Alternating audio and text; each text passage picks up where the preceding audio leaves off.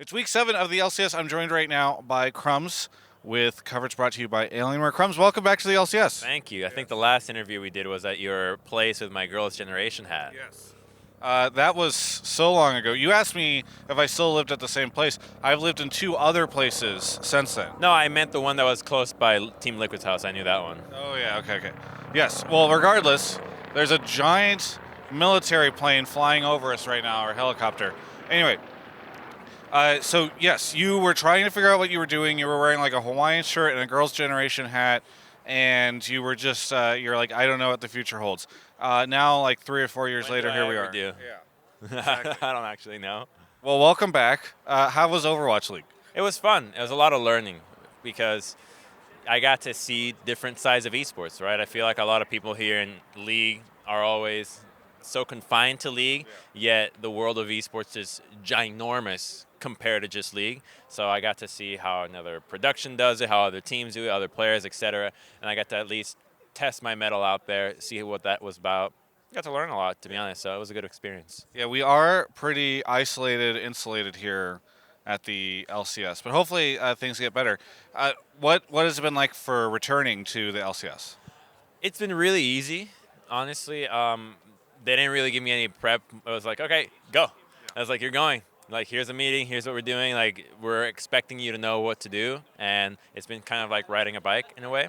I feel really at ease, and I want to do a really good job this time around. I feel like, you don't really get to almost have like 2 opportunities, 2 shots at one thing, right? Like, that's such a rare thing. So I'm really happy to have the opportunity.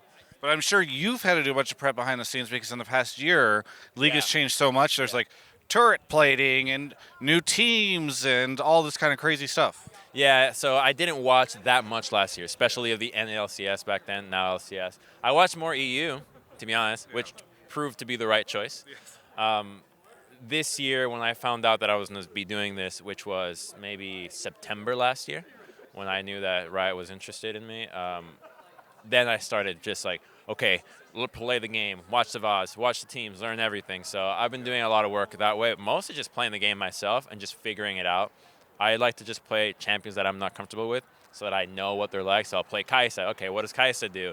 I'll go in, what do you call it? R-Earth? Yes. Is that really the? RF. R-Earth, yeah. So I'll go into that, play whatever comes out, just get used to the game. And once I'm confident with the game that way, the macro is just it's still the same, really. Yeah. We looked at some stats today. Hai and I were actually better with a first blood and a win and a lead than the teams today. Legitimately, statistically. So maybe you two should go into the told LCS and play. I told him, I was like, how good do you think we could do? Like, Yeah. I'm thinking, he hasn't played in a while. I've played a lot more recently. Well, were there any surprises when you came back, like either in League itself or in LCS? You're like, wait, TSM, No, well, they're not in the finals? What the hell? I think the biggest surprise is that a lot of the direction that I thought and wanted the show to go into has turned that way. So they're a lot more open to having fun, doing sketches, having all sorts of ideas just free-flowing that way. And it's really nice to be in a workspace where I can say, hey, you guys want to try this for the desk instead? And they're like, yeah, let's go for it. How can we make it happen? And that's awesome. I mean, that's what I was all about, and that's being ingrained into it now. I think last year they were really experimenting with it, and now this time around it's ramping up. They added new buildings. It's just become so much more polished. How does Dash compare to some of the Overwatch League talent? How does Dash? Yeah. Because you're on the desk with him. I'm just kind of curious. He's like the main anchor for you, so that's why I'm throwing him out there as a name. What are you trying to? You trying to make me throw someone under the bus? Yes, No, that I'm is. not gonna, they're all my good friends and colleagues. I'm not going to throw anyone under the bus. I was just. I'm look. To be clear, one, yes, I was kind of teasing, but 2, I don't know. Like, I mean, if we want to extend it out from Dash, I truly mean like, what is the sort of difference in tone and temperature and all that stuff? I'll tell you the difference. The Overwatch League. See, when I was there, right? I cannot speak for how it is now. I'm sure they've changed and learned a lot of things, but when I was there, it was a lot of focus on the script.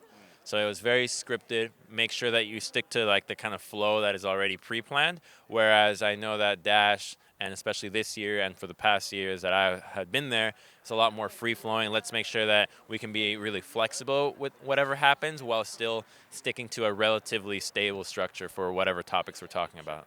That's kind of funny because in the past, LCS, I guess not so much anymore, but it used to be criticized for feeling scripted in terms of the conversations they were having and all that. Exactly, and that's why back then I was like, we need to move away from that. We need to make sure that if we think that a topic is worth covering everything else, so be it, because that's how people are. I mean, if you get fixated on one random thing, like if I get food stuck in my teeth, I'm not going to think about anything else until that is done. Like I will not resolve anything. Same thing if you stub your toe, etc. So I think that attention works that way. So you might as well, if something's good enough, just roll with it. Yeah.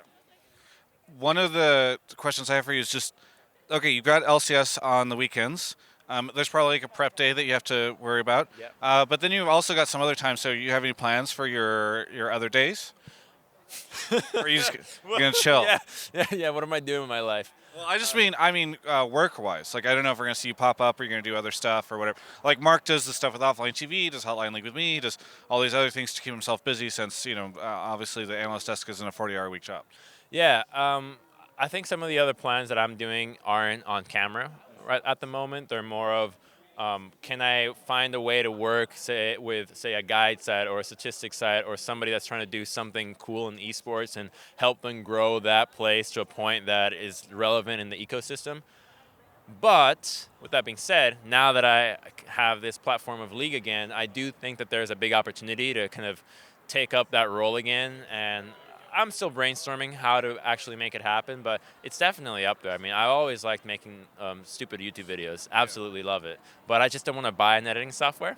So I'm either waiting to see when I grow the balls to pirate it, wait to get the money to get it, or have somebody do it for me. You can get like a $20 a month subscription to Premiere. It's $20 a month, which Really? I know is like $240 a year. That's a lot of money. But then if you can turn it on and off during the months. There's something wrong with me.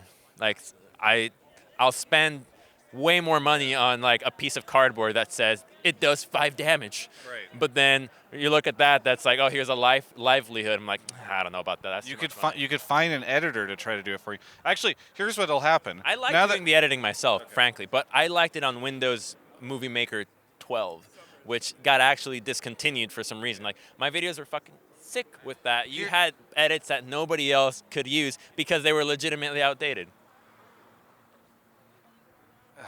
Anyway, so the thing that will happen is in this interview, people will watch it, and then all these students that always reach out to me and be like, Travis, I will work for you for free. I will fly from the East Coast and live. You guys can take the commission of the video. I don't care until it makes a lot of money. Then then we'll start splitting it. There you go. That's what Peter's situation is with his editor. Take it. I don't care for that part of it. Like I grew up watching all sorts of stupid short sketches, so my brain works in a way that way. Yeah. So I just need to be able to like do this, do that, and like I'll show you how to do it. Okay, finish it. Okay, so tweet at Crumbz. There you go. There you go. Is there anything you want to say to any of the League fans? It's a rough year. It's a rough year. Be better in solo queue. Be better to your teammates. That's a good thing to do. Thank you so much for the interview, Crumbz. For everyone else, you can check out the rest of my coverage of all things esports right here on my YouTube channel. 2 thumbs up. Hey, I hope you enjoyed that interview. Don't click away because I want to tell you about Alienware, our sponsor. Thank you so much to Alienware for sponsoring everything we do this year. If you haven't noticed, the majority, there's a couple that slipped by yesterday, but the majority of my interviews so far, the split, have been in 4K.